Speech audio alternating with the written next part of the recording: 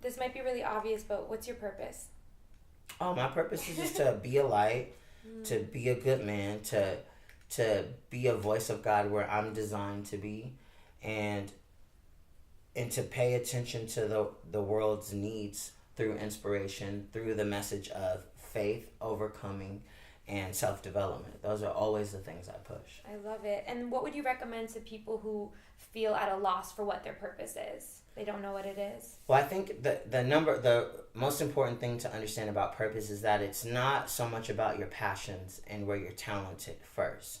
Those may be additional vehicles that carry your purpose, but you don't find your purpose there. Because remember, I didn't want to be in the entertainment industry. Yeah. But I still had my same purpose. And my purpose works. You can be inspiring through anything. But your true purpose will always encompass something a little bit bigger than you. And the route I wanted to take would allow it to be as big as I was versus beyond now. You know, my reach now by being in the entertainment industry is massive. Yeah. So you have to analyze. I always say analyze what you are naturally good at. Analyze what speaks to you, right? What problems you see in the world. If you see the problem, it's not so you can complain. It's probably because you contain the answer. Damn, okay. And then the other thing I do is I say, where do you have influence? Where do people respond to you? People respond to my words more than anything else I do, even though I'm not bad at the other things I do. But I know that if I go teach a dance class, no matter how much they like the song or how well I've demonstrated it or the choreography, they hold on to the few words I said. And once I learned that, I embraced that, you know, I actually created a quote in my book. It says, what makes you popular, what gives you purpose may not make you popular. Wow. And I realized that my purpose was more about my words, not just my dance classes. And it put out there for me why they don't always sell out. Why my class isn't overly packed, but it's because it's not about the ego of selling out classes for me. It's about no matter how many people are in there, reaching them. And my classes do well. They're never empty. I have a great amount every week. Yeah. But I'm saying as far as like, I was like, why aren't my classes sold out every week? And God's just like, your class isn't about that. It's about this. And I also know that people can't handle light always because it just illuminates a little bit too much. So not everyone can withstand being in my presence with me speaking the way I speak. It makes you uncomfortable because at some point you're gonna have to face yourself. And even myself, I say things I'm like, dang, why you have to say that? You know? You have those moments? Yeah, for myself? Yeah. Okay, because I definitely have those moments, and sometimes it's like, oh, it's on, and sometimes I'm talking and I'm like, do I just sound like the craziest woman ever? Yeah. And I offended maybe some people, or okay. No, I go for it. And so, yeah, if for your purpose, you look at where you naturally have influence, what speaks to you, what problems do you see, and that make you say, like, I have to do something, right? And then in some of your talents, because they will work together at some point. You just have to be open that it may be different than what you expected. Because I still use all my skills from college, and it's still a political platform if you use it like that. It's just not in the way I thought it would be. I love that. It kind of speaks to me choosing to go to college also. And I just knew that I wanted to and somewhere it would fit in the picture, but I got a lot of people not understanding it. And it would kind of piss me off when people would ask, well, you're in the dance world, why did you go to college? Okay. It's like, why not go to college? Why not? And never thought I'd have a podcast. Never thought I'd, be doing this. Where was I? I had a question that was like coming up and then it went away. This is still a little bit broad, but I was having a conversation yesterday with a videographer, and we were talking about how do you know it's for you, and we were talking about entrepreneurship and going out on a limb, and I was trying to formulate an answer for him, and I would love to know what you would say to someone when they're like, well, at what age do you give up, or what the dream is that's not secure? It's just knowing that, for me, it's knowing that success isn't a destination at all, and that I am the success. So once I analyze that I've tried everything I can, and I've tried a decent amount of time, and it still doesn't work, then I don't look at that as a dead end. I look at it as a detour. And the beautiful thing is when you make yourself the greatest destination of success instead of some place you're trying to get to, everything you go through will always add to you because you got the opportunity to grow. And that's what we forget. We're so busy looking at where we're trying to arrive that we abuse the vehicle that will take us there in the first place, which is ourselves. So at what point do you give up? That's going to be slightly different for every single person, but for sure you can't give up until you've tried everything. And you can't be afraid to go to the point where you could be homeless or not have money. That's the problem. We say, oh, it was my time to give up. But at the same time, it's like you didn't risk it all yet. So I don't know if you really tried. You have to throw everything into the basket. And then once it doesn't work, say, okay. You know, like in one of my songs, I talk about how a baby bird's instinct activates its ability to fly, right? But that activation truly comes when they first take the fall.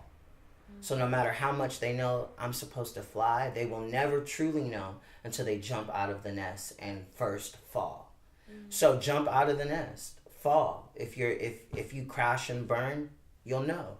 Yeah. If you never try, you will never know. And that's worse to live a life limited in a nest when you have wings to fly anywhere. It makes no sense. I love it. There's a word for the type of learning that takes place that's not intellectual. It's experiential. I can't think of the word. It's killing me, but it's like riding a bike. You can read a book about it, but the experience of riding a bike is a different type of knowledge. It reminds me of that, which is beautiful. But that's everything in life. It is. It is. And that's every day of life. Even if you have a routine, I know that I was going to drive here, but I didn't know how many lights I would deal with, if there were going to be detours, car accidents, how many cars were going to cut me off. There's so many variables I can't control, even if I know the destination I'm trying to reach. Yeah. So that happens in all of life. So why not let it happen in our dreams and our hopes, you know? You speak so richly. I kind of want to stop for an hour and ruminate on the things you say. It is such an interesting experience. I'm going to definitely go back and listen. When is it too late to become a professional dancer? I don't think it's too late to become a professional dancer, but I also don't mind people being realistic. You know, if you are 75 years old and overweight, I doubt you're going to go on tour with Beyonce. Yeah. You may book a commercial or a movie, and it could be that one random time where she does try something different, but overall, that's not a full-blown reality. It's a possibility, and it's okay to live for possibilities, right? But keep reality in your mind. So I wouldn't say it's too late because even starting at 16, 17, 18 is considered too late. And then you have me who at 23 and a half started and jumped in, quit their job and everything, which makes no sense. But then after a year, I'm already working full time. And now all these years later, I have this amazing resume, all these great experiences, and I'm fully living out my purpose, right? So it's not too late ever to start anything. Especially if the pure desire is because you know there's something in you that wants to explore it. But you also have to keep the reality of what's required for your job, and that's just being responsible and wise. No matter how passionate I am about saving lives, I'm not about to just become a surgeon and start slicing people up. It just does not work like that. And you can love people, you can want to see them healed, but there's still a certain level of excellence and expectation and standard that come with it. And for some of the jobs we want to do, there's the same things. If you want to be a male artist dancing for the young, hot female artist, you probably need to be in shape. If you want to be a female artist dancing for women who are also looked at for their sexuality, you probably need to embrace your sexuality and make sure that it's appealing to the world that you are entertaining, not just dancing for. That's just facing the reality. Do you have any recommendations or words for dancers that are entering 30 or coming to LA in their late 20s? Because I know it's heavily concentrated out here. If I look around teens and early 20s. Just any recommendations or thoughts? It seems like dancers are scared of 30. There's an idea that you have to quit, maybe around that time. I mean, there's an idea. Broad question, I know. No, it's not that broad. It's okay. It's a real question because It's a discussion. everybody wonders, like, should I go? Is it too late? Especially people around 24, 25 who haven't moved here yet. They always wonder. And I say, just try. Yeah. If you get here and it doesn't work, guess what you can do? You can move back home. I think Chuck Maldonado came here. I might misquote it. He was but late. He was definitely after 29. He moved out here late. Yeah. But the thing is, you can always go back home. Yeah, you can always get a different job. You can always, like, if you're driving someplace or you're on the bus someplace or a plane and it needs to reroute, it just reroutes. Like, GPS will always reroute you, but with the intention to get you where you want to arrive. Yeah. And that's why the arrival cannot be a job Yeah. or just a place. You have to be the arrival so that even when you reroute, you're still successful. Does that make sense? Mm-hmm. It makes me think of the word transferable skills. Mm-hmm. Like, you can build your skill set out here regardless. Regardless. And then I also think about a show I interned for years ago, and the choreographer would not hire dancers under 30 because she felt like they didn't have an understanding of their bodies that she wanted. And it could be true. Interesting. But also, like, especially for those of you who have started dancing at a very young age, some of the artists you desire to dance for now weren't even around. You didn't even know they were going to exist. So that's why you can't hold one opportunity or your limited perspective to be the place you need to arrive, because it most likely is going to change as you evolve and as life changes. Yeah. Well, Justin Bieber right now is one of my main credits. But Justin Bieber was not Justin Bieber when I started pursuing it. Not fully. He was out there, but he wasn't even out there yet, Yeah. And he definitely wasn't going on tour yet. So I always say, why would you need validation from people you never started it for? And that's why people are afraid to move, because they're trying to move with the expectation of booking certain jobs and reaching a certain appeal. But it's not about that, because by the time you get here, it may be a whole new world. And it may be someone just for you that has surfaced and that was working on themselves while you were working on yourself. All of my big opportunities have come from people who were my friends before they were famous. Jaquel Knight has put me on tons of jobs, but I met him when he was 18 and had no car. Nick Demora. I knew Nick Demora when he was sleeping on a couch, worked at California Pizza Kitchen, and had this broke down car. And that's Justin Bieber's creative director, choreographer, and he works with a lot of other people too, Ariana, Alesso, and the list goes on and on and on. And the same thing for Antoine, who hired me for Prince for about 6 months. I knew Antoine before he even moved. True. Yeah, Antoine True before he even moved here. And I was like, bro, you gotta move here one day. You know what I'm saying? So I built a genuine relationship, and while we were all working on ourselves and these artists were falling into alignment, everything else aligned. And I never knew I would dance for Justin Bieber, and if I would have said that when I started, it wouldn't have meant anything, because he wasn't who he was yet or was going to be. Does that make sense? It makes absolute sense, and that was actually one of my questions, was going to be how you met your inner circle of friends who you also work with. But now that's answered, what would you recommend to the lone wolves out here? Like, I know for me, I came out here and it's totally shifted, but I felt for a long time like I couldn't find my people. Maybe a lot of dancers feel that way. What would you recommend to them? I say, well, there's always people out there, especially in a city that has so many people. Yeah. And just don't limit your people to the ones that work in your industry. A lot of times people think that the people I work with are my friends because we work together, but we were friends before we started booking jobs together, or before we could hire each other or recommend each other. We just saw person to person, heart to heart, and then that built something. And the other thing is, if you don't have the people that you really vibe and connect with, build them.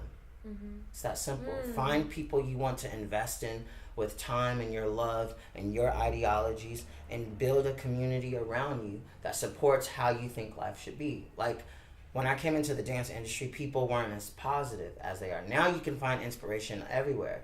But back when I was doing it on MySpace, people weren't doing that yet. They weren't using their status updates to be positive.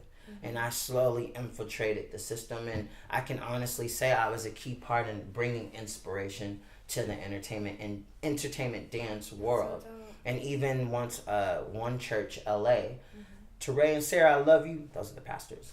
They let me start a dance ministry, and my first thing was not to get all the Christians who believe in God and already go to the church, was just to bring the level of professionalism to the church and give everyone a different intention. So I would have atheists doing Christian shows, and that built the community, and we've done shows with 80 dancers in one piece, and eventually hundreds and hundreds and hundreds of dancers came, and that was not the culture when I came. I wasn't even hearing dancers saying they go to church, and now most of them go to church or watch a podcast or something, even if they're not totally 100% sure of what their faith is. Wow.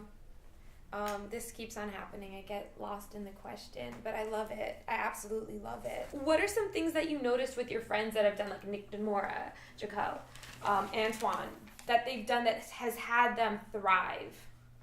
Notice as far as qualities or even quirks, or because there's something that will have you do well in a highly competitive field. And they've all exceeded, being in the creative, being on Forbes, having your own clothing line, having your own academy. These are all really special things. Is there anything in their work ethic or spirit or something that you have noticed about them? It's more so just authenticity. Now, granted, we all know you don't have to find your identity. You don't even have to have talent to be successful. But I forget that. No, you can be the most talented and be homeless. It's just how life can be. Yeah. But most people who do make it are those who are willing to continuously pursue. And for those gentlemen in particular, they've stayed authentically themselves. They are the same people they were when I've met them, and then when they do evolve, it's evolving through their identity, not transforming into just a total different person. Transformations are good when you need to level up, but I always say it's better to transform the bad and then evolve what was already good and just needed a little work. And I think they do that well, and you can see who they are in everything they've touched, and that's what makes them special, because no one else can be them. Even if you move sort of like them, you're still not them. And when you own who you are, especially knowing no one else can do it, when whoever needs it, they're going to come to you, because you are the only you. I like that. Just like if I don't have the shirt on, but if I had this shirt on, even though it's the same shirt, we're two different people. Yeah. So even if we offer the same skill and same craft, and even at the same level, it's slightly different depending on who's wearing that craft. Yeah, that's so interesting. I have not gotten to do laundry. That's why I'm wearing. Well, I don't have it to do. What? Ooh. I don't have the shirt. Oh, that would be really funny. Could you imagine? Just show up V-neck and everything. Yeah. Oh my God, that would be the day. What's something that most people don't know about you? I don't know. I'm pretty transparent with my entire life. I tell all my business. I'm comfortable with myself. So some people don't know I did that TV show on MTV, even though it is online and it is in my bio. It's something people don't know about me. But I honestly don't know, because I share everything. Has it ever gotten you in trouble, or? What, sharing everything? No, because I own who I am. I own my strengths, and I own my weaknesses. And when you put them out there, it prevents people from painting you out to be a perfect Superman. Yeah. It's like, your boy got problems too, And then when you also share your good, it can highlight that, they don't just have problems. Were you always this confident?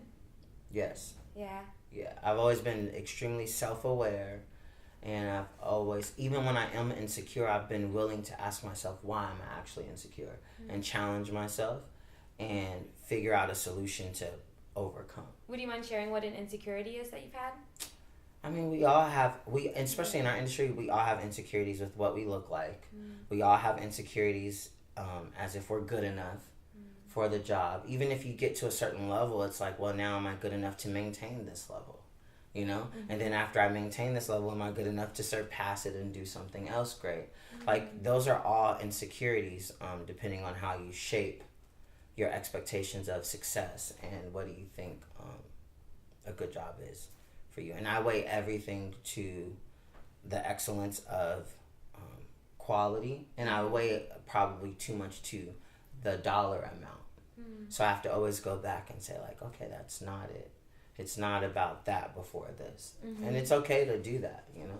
It's okay to be insecure if you're willing to be vulnerable and honest with those insecurities and then challenge them. You know, we beat ourselves up for the areas that we're weak, but those are the areas that often produce great work when you turn them into something more. Absolutely, absolutely. How do you not get complacent? Meaning, like, I've seen it happen. I've felt it happen with before. Dance or just any level? With anything, but we can apply it also with dance. If I know for myself in any area of life, sometimes if I'm so used to fighting for something, sometimes when I get it, it's a little bit hard to keep that fire going. It's a bit of a challenge. What do you recommend around that? And how do you not get complacent in areas of your life? I mean, well, one, keep accountability at the forefront, and not just amongst yourself, but amongst people who know you well, and then find a few people who don't know that much about you or don't spend time with you all the time to be honest with you. And then tell them, like, yo, I could be getting comfortable. Check up on me a lot this month. I think I'm lazy. Can you check up on me? Make sure these are the things I've been wanting to accomplish, and it's taking me too long. Can you just ask me every now and then about it? You know what I'm saying? Or share. I share the things I'm going through a lot. And other than that, working on your person will always expand your potential according to what you can actually do. Because your person will always know that there's a little bit something more. We get more complacent when we start focusing on what we do more than who we are, I think. Wow. Because we become satisfied because I have this and I have that. But what do you do if you're like some of these artists who are worth over $200 million and they're not even 25? And they've accomplished all the things that most of us are still seeking. What do you do with the rest of your life? So you have to focus on yourself and developing as a person and growing and find different things to tackle. Like maybe one year it is money management. Maybe the next year it is family. You know, maybe the year after that it's just I'm going to be compassionate for strangers. Maybe the next year it's I'm going to forgive all of my enemies.